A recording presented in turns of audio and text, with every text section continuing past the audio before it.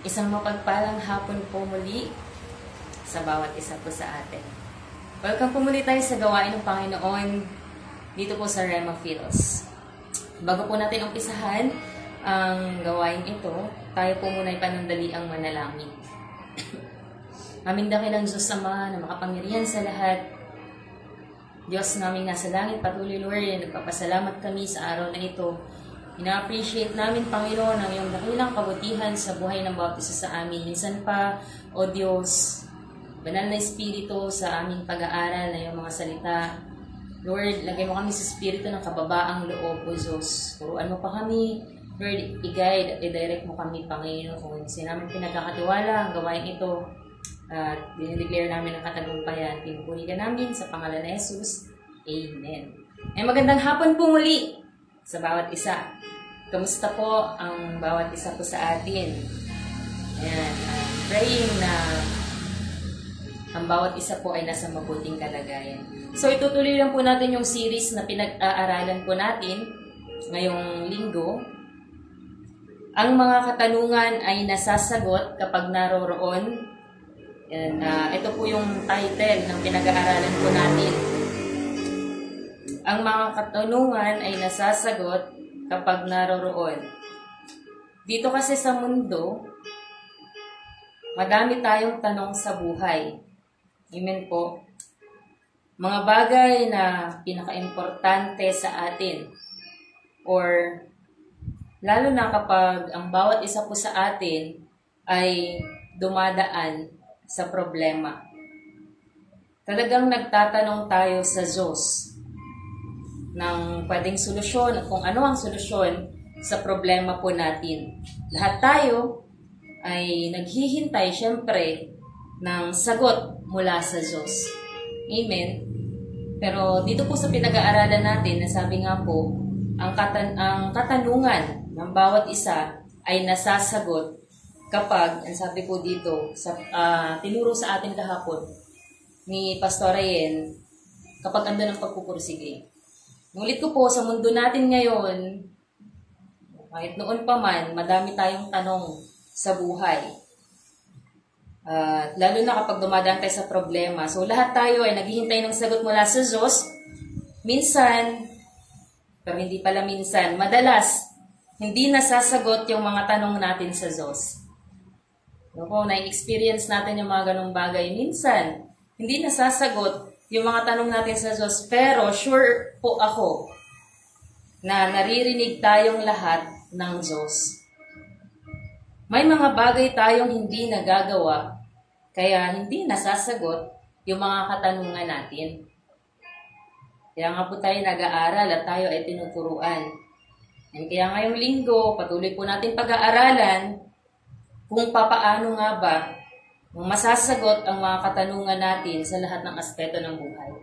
Mapalad tayo dahil tayo po ay tinuturuan, tayo ay natuturuan, tayo ay napapaalalahanan, na i-guide tayo kung ano ang mga pwede nating gawin para po sa bawat katanungan o sa bawat pinagdadaanan natin, magkaroon ng solusyon, magkaroon ng sagot yung mga katanungan po natin. Tinuro kahapon ni Pastor Ryan, yung pang number 1, sabi po doon ay pagpupursige.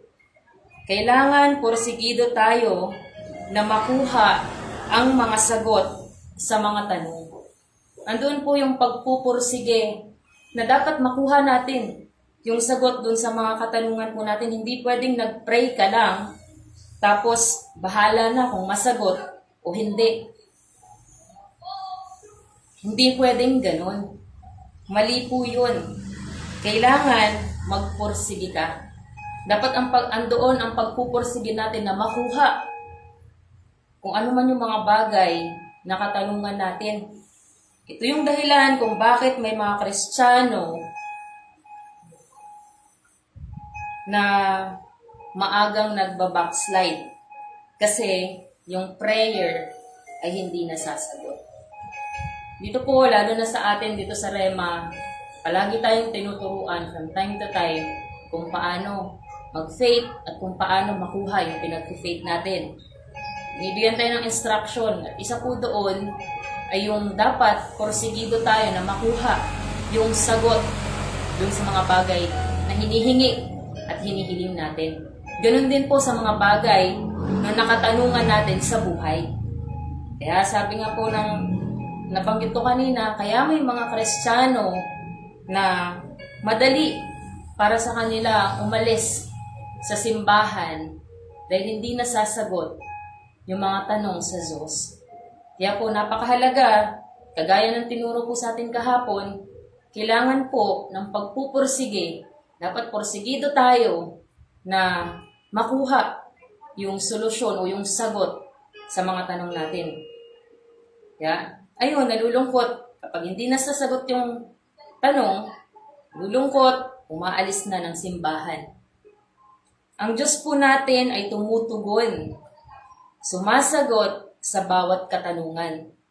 Ngulit ko po, ang Diyos po natin, sigurado po ako, at base na rin po sa mga kasamahan po natin, dito mismo sa ating simbahan, ang Diyos po ay sumasagot at tumutugon sa bawat katanungan kung andoon ang pagpupursige. Yun po kung nandun ang porsigido tayo. Andun yung kagustuhan na makuha mo yung sagot. Yun po yung pang-una na tinuro sa atin ni Pastor Ryan kahapon. Ngayon po ay tayo ay dadako sa pang-number 2. Ang mga katanungan natin ay nasasagot kapag naroroon na ikaw ay malapit sa fellowship kay Kristo. Ulitin ko po pang number 2. Ang mga katanungan natin ay nasasagot kapag naroroon na ikaw ay malapit sa fellowship kay Kristo. Nire-require tayo ng Diyos na magkaroon ng malapit na fellowship kay Kristo. Like, pagsisimba, pag-attend ng mga campings, malapit na po yung camping natin, mga gathering, at iba pang gawain ng simbahan. Ang pag-attend ng mga gawain ng Panginoon ay nagbibigay sa atin ng kalakasan. At yun po ang sinasabi ng Hebrews chapter 10, verse 25, na huwag kaligtaan na dumalo sa mga fellowship, sa mga pagtitipon. Amen po. At ang pagiging malapit natin sa gawain ng Diyos ay nagdadala ng clarity. Magkakaroon ng kalinawan. Diba? Kung papansinin natin, every time na tayo po ay, tulad po niyan, malapit na po yung campings po natin, laging bilin sa atin ng ating pastor na bago pa tayo pumunta ng camping, always dapat na meron tayong bit-bit na katanungan dahil andun ang kasiguraduhan na sasagutin tayo ng Diyos. At ang camping po ay isa sa pakikipag-fellowship sa Panginoon. Inilalapit natin ang ating sarili sa Diyos. Sa pagiging malapit natin sa gawain ng Panginoon, nagdadala ito ng clarity. Magiging malinaw ang bawat katanungan natin. Madalas naririnig natin, Jesus is the answer. Tama naman yon. Always na si Jesus po ang sagot. Madalas naririnig po natin yun po, si Jesus ang lahat ng kasagutan natin. Yun nga lang, kahit si Jesus ang sagot sa lahat ng tanong natin, kung malayo naman tayo sa fellowship kay Jesus, wala talaga tayong sagot na makukuha. Kung malayo ang fellowship natin kay Jesus, wala tayong maririnig na sagot. So po sa Matthew chapter 13 verse 11, sumagot siya at sinabi sa kanya, sapagkat sa inyo pinagkaloob na malaman ang mga hiwaga at kaharian ng langit, ngunit hindi ipinagkaloob sa kanila.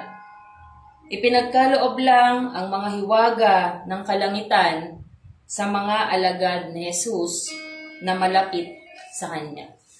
Ngulit ko po, ipinagkaloob ipinagkaloob lang ang mga hiwaga ang hiwaga sa kalangitan sa mga alagad ni Jesus na malapit sa Kanya.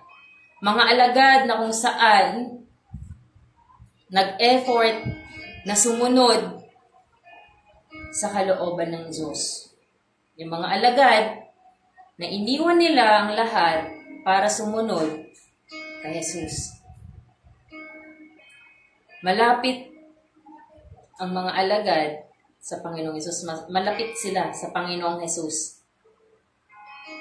Kaya sure ako na bawat tanong ng mga alagad, madaling nasasagot. Dahil malapit sila sa Panginoong Jesus. Ganun din po tayo. Kung malapit ang fellowship natin kay Jesus, madaling masasagot ng Diyos ang tanong ng bawat isa po sa atin. Binigyan tayo ni Jesus ng karapatang maunawaan ang hiwaga tungkol sa kaharian ng langit. Madalas nating naririnig sa ating pastor boy, ayaw ng Diyos na nasusurprise ka. Dahilan sa patuloy na pagstay, pananatili natin sa gawain ng Panginoon, kagaya na sinasabi sa Matthew chapter 6, verse 33, "You seek first the kingdom of God, His righteousness, all these things shall be added unto you." Even yung mga katanungan po natin, bibigyan ng Diyos ng sagot. Magagawa ni Jesus na makausap tayo at masagot ang katanungan po natin. Mahirap makausap o masagot ng Diyos ang isang Kristiyano na wala namang time na makipag-fellowship sa Kanya. Mahirap sagutin yung mga taong wala namang effort, di naglalaan ng panahon na makipag-fellowship sa Panginoon. Kung tayo ng mga tao, mas madalas tayong magsabi ng mga bagay na hinaing natin sa buhay, sa mga ka-close natin. Diba po ganun tayo kayo tayong mga tao, madalas tayo ay nagkukwento, nagsasabi ng mga bagay na mahalaga sa atin, sa mga ka-close natin, kapag ka-close natin. Pero kapag hindi natin ka-close, hindi tayo nagsasabi. Si Jesus din ganun. Mas malapit siya sa may close fellowship sa Kanya. Interesado ang Diyos na sagutin ang mga tanong ng mga taong may malapit na fellowship sa Kanya. Gusto ng Diyos na nasasagot yung mga katanungan natin. Gusto ng Diyos na mabigyan ng solusyon yung mga bagay na question sa buhay po natin. Ayaw ng Diyos na tayo ay lito. Ayaw ng Diyos na hindi natin alam kung ano ang dapat natin gawin. Gusto niya na ma-guide tayo. Pero ito po sa pinag-aaralan natin, kinakailangan magkaroon tayo ng fellowship sa Panginoong Jesus. Kailangan mag-effort tayo na magbigay, maglaan ng fellowship sa Diyos. At hindi po may iwasan sa buhay natin na dadaan talaga tayo sa isang imposibleng sitwasyon na minsan di natin maintindihan kung bakit nangyari, kung bakit nangyayari.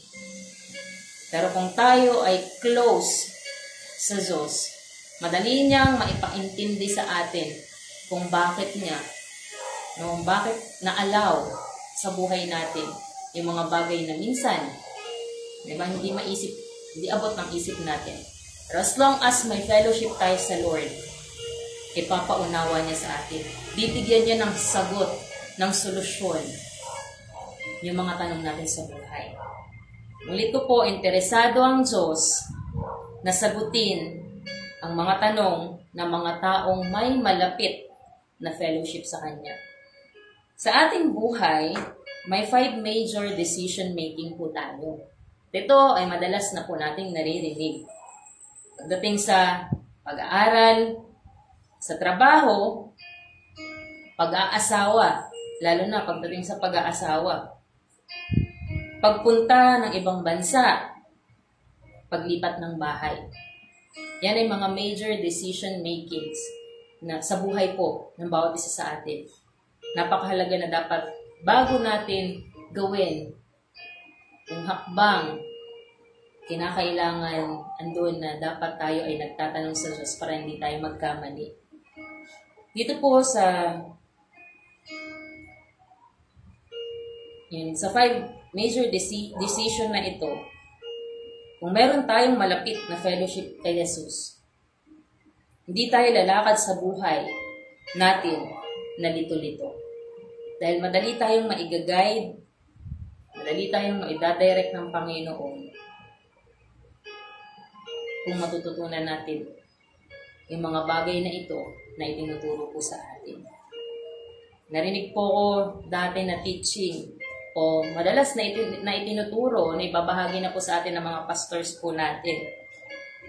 Maaring sagutin ng Diyos ang mga tanong natin sa iba't ibang part ng services o sa gawain. Either yung sa pag-worship. Kapag nag-worship tayo, minsan may mga tanong tayo na nasasagot ng Diyos.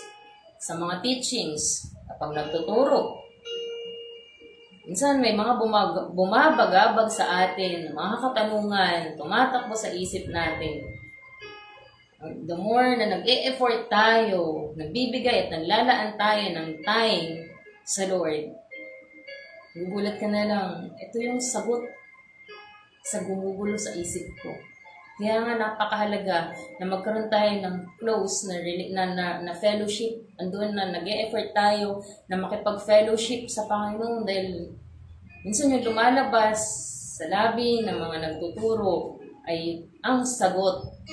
Kasi wala namang ibang sagot ang Diyos sa atin. Hindi naman ang Lord mini mo. Spin the wheel. Ang Diyos ay direct po siya kung mangusap through fellowship. At yung fellowship na yun, yung mga gathering o gawain ng simbahan, gawain ng Panginoon. Through worship, teaching, yung sermon, testimonies, prayer. Ang bottom line, ang lahat ng yan ay part ng fellowship. In order na masagot ang panalangin natin, dapat maging malapit tayo sa gawain. Fellowship kay Kristo. Napakahalaga po ng paglalaan ng panahon sa gawain ng Panginoon. Isa, sa pakikipag-fellowship sa Lord, sa gathering na meron po tayo sa simbahan po natin ay yung campings. Malapit na po ang camp natin. Andun din dapat ang pagpupursige natin kung gusto talaga natin na makuha yung sagot sa mga katanungan natin, lalo na yung mga major na tanong natin sa buhay. Hindi pwedeng basta-basta na lang tayo magdesisyon. Kung gusto talaga natin makuha yung sagot, magpursige tayo, mag-effort tayo, maglaan tayo ng fellowship sa Panginoon. Like, pag-attend po natin sa gawain ng Diyos. Yung camping, huwag mong hayaan na may iwan ka. Always seek first the kingdom of God. Unahin natin. Kasi, para din naman po sa atin. Ulit ko po, gusto ng Lord, meron tayong malapit na fellowship sa Kanya. Mga katanungan natin ay nasasagot kapag naroroon ang pagpupursige, number 1. And number 2, kapag naroroon na tayo may fellowship kay Kristo. Amen po. So, gawin natin yung mga bagay na to, yung mga step na ito, yung mga itinuturo sa atin upang hindi tayo kamali-mali ng desisyon sa buhay, lalo na sa mga major decision natin. Always, ang Diyos ay sumasagot. Tapat ang Diyos na pinaglilingkuran natin. Patuloy lang po tayo sa Panginoon at maraming salamat po sa bawat isa. Ay po'y manalangin. Salamat Panginoon sa iyong mga salita. Tuloy, Lord, naturuan mo pa kami na maging madali para sa amin ang sumunod sa instructions mo, Panginoon. Pagkaloob mo sa amin yung humble heart, and teachable heart, Panginoon. Guide mo kami, direct mo kami sa perfectong plano at kalooban mo sa buhay namin, Lord. Patuloy nga po, Ama, sa pangalan ng Jesus, pagpalain mo ang buhay ng bawat isa sa amin. Ingatan mo po kami, patuloy, Lord, na balutan niyo po ang bawat isa sa amin, banal na dugo namin, Panginoon Jesus. Kaya namin binabalik, puri, pagsambat, pagdakila sa pangalan ng Panginoong Jesus. Amen. Maraming salamat po sa bawat isa. Tayo po ay mag-iingat at God bless po.